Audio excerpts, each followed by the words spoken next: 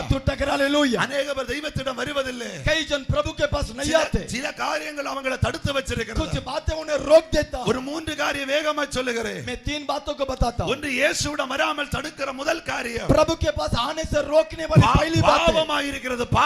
पहली बात है पाप ஆதியாகம புத்தகம் 3 ஆம் அதிகாரத்தில் வாசிக்கும்போது தெரியும் उत्पत्ति 3 अध्याय में தெய்வம் பகலில் குளிர்ச்சியான வேளையிலே दोपहर के समय में ஏதேன் தோட்டத்தில் அவன் கடந்து வந்த வேளையிலே ஏதேன் के बगीचा में आने के समय பாவம் செய்த மனுஷனுக்கு தெய்வத்திடம் வர முடியல पाप किया हुआ व्यक्ति प्रभु के पास आ नहीं पाया அவன் ஒரு மரத்தை துணை கண்டு கொண்டு वो एक पेड़ के पीछे जाकर ஒளித்து கொண்டான் தெய்வத்தை விட்டு छिप गया அப்ப தெய்வத்திடம் வர விடாதபடி தடுப்பது பாவம் प्रभु के पास आने से रोकने वाली पाप அவன் இரண்டாவது காரியம் दूसरी बात है மனுஷன் தடையா இருக்கிறான் इंसान रोकता है ஏன் தெய்வத்தை ஆராதிக்க போகிற क्यों प्रभु के पास जाता है நீயும் அந்த கூட்டத்துக்கு போகிற तू क्यों झुंड में जाता है நீயும் அந்த இயேசுவை பின்பற்றுகிற तू क्यों यीशु के पास जाता है தடை பண்ணுகிறான் इंसान रोकता है சுவிசேஷ புத்தகத்தில் ஆண்டவர் சொல்லுகிறார் सुसमाचार में यीशु का शरीरத்தை மாத்திரம் அழிக்க வல்லவராய் இருக்கிறவர்களுக்கு பயப்படாதீங்க शरीर को नष्ट करने वालों को देखकर डरो मत शरीरத்தையும் ஆத்மாவையும் நரகத்தில் அழிக்க வல்லவருக்கு பயப்படுங்க शरीर को प्राण को नरक में डालकर भस्म करने वाले को डरो அநேகருக்கு சபைக்கு வர மனம் உண்டு